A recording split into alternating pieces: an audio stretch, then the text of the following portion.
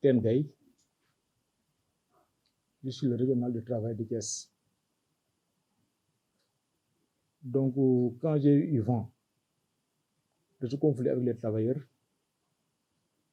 je les ai convoqués pour trouver une issue heureuse au problème. Mais quand même, il est bon de rappeler que, à l'issue d'un contrôle de son travail, nous avons découvert que toutes les entreprises sur le trajet de l'autoroute à péage étaient dans une situation irrégulière.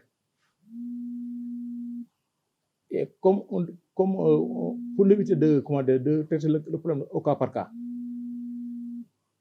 avec mes collègues, nous sommes déplacés au niveau donc du siège de l'entreprise, la CRBC, à qui Ageroute a confié l'exploitation des gares à péage. Heureusement, sur place, on a trouvé un nouveau repreneur. L'entreprise qui gérait donc les péages était défaillante. Ils ont convié une autre entreprise, on appelle Tara Intérim. Ce jour-là, donc, j'ai fait une projection pour attirer l'attention sur le caractère illégal de Maquinuse qui était là-bas. Mais également, de ne pas repérer les mêmes erreurs de ces entreprises-là. Parce que c'est donc d'intérim. Et le gare à péage, on a eu une activité normale et permanente de l'entreprise. Par conséquent, on peut faire que la sous-traitance à défaut d'être l'employeur. Et Tara Intérim, qui était une entreprise d'intérim, ne peut pas enrôler les travailleurs. Parce que l'intérim ne peut faire que deux choses. Un travailleur indisponible, comme par exemple au centre de l'activité L78 code de travail, on fait appeler une activité d'intérim pour le remplacer. Ou une activité qui n'est pas essentielle, précaire, on le confie, l'entreprise d'intérim, on appelle le travail temporaire. Donc l'entreprise d'intérim ne peut viser que ces deux emplois-là. Alors que dans le péage, c'est une activité.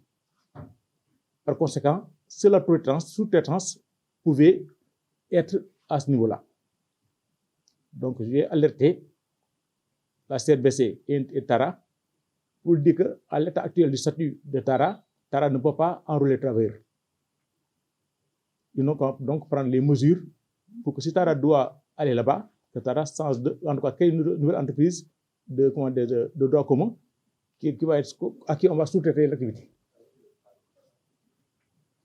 Je crois qu'en avoir fini avec ces deux entreprises-là, que désormais, le nouveau repreneur va respecter la réglementation.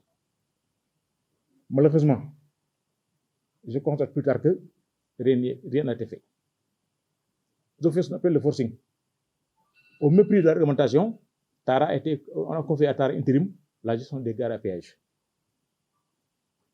Donc, quand les travailleurs maintenant sont rebellés, par rapport aux conditions de travail, je rappelle que Tara, une fois à Thiès, une fois donc, que Tara donc, à qui on a confié donc, la gestion des gares, Tara n'a pas fait ce qu'on appelle aux obligations administratives. Tara est une entreprise nationale, oui, gérée par un Sénégalais. Donc, Tara devait déclarer l'entreprise, l'établissement. Il n'a pas fait. Tara devait déclarer les contrats de travail. Il n'a pas fait. Tara devait donc affilier aux GPS. Il n'a pas fait. Aujourd'hui, j'ai démontré à l'employeur CRBC que pour moi, Tara n'existe pas. Tara est dans l'illégalité. Et quand on est illégal, on ne peut pas appliquer la réglementation. On ne peut pas demander la légalité alors qu'on est illégal. Donc, pour laquelle aussi, l'État aussi l'ont bien compris. Ils ont visé dans leur plainte la CRBC, qui est l'employeur légal. Ensuite, on va au fond du problème. Donc, c'est quoi le motif avancé par l'entreprise CRBC? Parce que Tara, pour moi, n'existe pas. Ils ont reproché aux travailleurs d'avoir refusé un planning de travail, un planning. Ça, c'était parce qu'on a eu une réunion le 25 mai. Je devais voyager.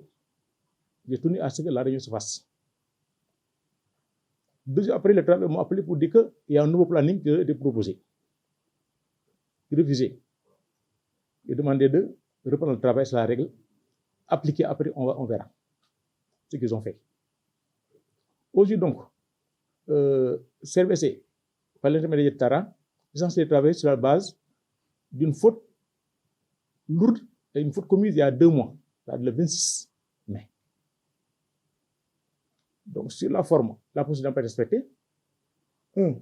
L'entreprise, avant de mettre sur place un nouveau planning de travail, doit informer les sur le travail. Tel n'a pas été fait. 2, le motif évoqué ne tient pas parce qu'on parle de faute lourde. La faute lourde rend impossible la continuité de la relation de travail. Donc, Tara ou un service devait mettre fin, de soustraire les travailleurs de leur poste de travail dès le 26 mai. Ce qu'ils n'ont pas fait. Donc, c'est 2 mois après pour le faire, c'est-à-dire que donc, le motif est autre que ce qu'on a reproché il y a 2 mois. Ensuite, quand je suis, avant de partir, j'ai fait un pré-protocole. J'ai proposé aux travailleurs et à l'employeur. Depuis 2 mois, l'employeur a trouvé tous les moyens pour ne pas signer le protocole. Et aujourd'hui, au lieu de faire, il licencie les travailleurs illégalement. Donc, j'ai eu le devoir de rétablir les choses en tant que garant du respect des pratiques de l'entreprise par rapport à la réglementation. Donc, ces 2 entreprises-là sont dans l'illégalité totale. Les travailleurs sont dans leurs droits. Donc, j'ai dit à l'employeur que vous avez 10 jours au sens de la loi pour trouver une solution. Mais ils n'ont pas voulu me suivre dans ce sens-là. Ils ont dit qu'on signe tout de suite le PV de conciliation. Oui, donc il n'est pas question de reprendre les travailleurs. Maintenant, la procédure va se poursuivre. C'est un conflit collectif. À défaut d'une conciliation, les parties peuvent déposer un préavis, à l'issue de laquelle ils sont libres d'aller ou ne pas aller en grève. Ça s'est rappelé à l'entreprise. En tout cas, le protocole qui a été proposé, c'est un protocole qui revenait sur l'ensemble des droits des travailleurs et de l'employeur, qui donnait 3 mois aux entreprises pour se régulariser, pour respecter les droits des travailleurs. Aujourd'hui, ils l'ont rejeté parce que le code devait être signé demain. Ils l'ont rejeté. Il n'y a pas de conciliation, donc c'est ça donc les choses, donc les faits tels que sont passés. Li nga xam ne maanaam am na moom mooy c'est des Sénégalais puritains maanaam ñoo jël di favoriser comment dire non Sénégalais pour écraser les Sénégalais ñi nga xam ne maanaam ñu ngi fii. Et mieux ni mu ko waxee la loi elle est claire nit ki bu defee ñaari CDD tu as droit directement commencer à un CDI loolu yëpp l'un dans l'autre c'est bafouer les règlements ak li nga xam ne dafa nekk yëpp. te dara taxu ko am lu dul y a des gens tapis derrière société yi ngay dégg fii maanaam ñu ngi si biir yëpp ñoom ci seen wàllu bopp maanaam ñoom ñooy créer seen société écran ñetti at xam nga lu ñu naan IPRES mooy boo demee ba war a dem retraite dañ lay dajaleel xaalis weer bu jot bu ñu lay fay dafa am lu ñu lay jëlal di jël ci sa xaalis maanaam di dajale ñi nga xam ne les travailleurs d'aujourd'hui ñoom ñooy cotiser pour les retraités d'aujourd'hui les travailleurs de demain vont cotiser pour les retraités de demain qui sont les travailleurs d'aujourd'hui. Et maintenant, cette manne financière, c'est des milliards, c'est des millions et des millions. Depuis 3 ans, kenn gisu kenn xamul fu mu ne. Nee na mes leneen li ci des nga xam ne loolu nit waru ko sax xalaat.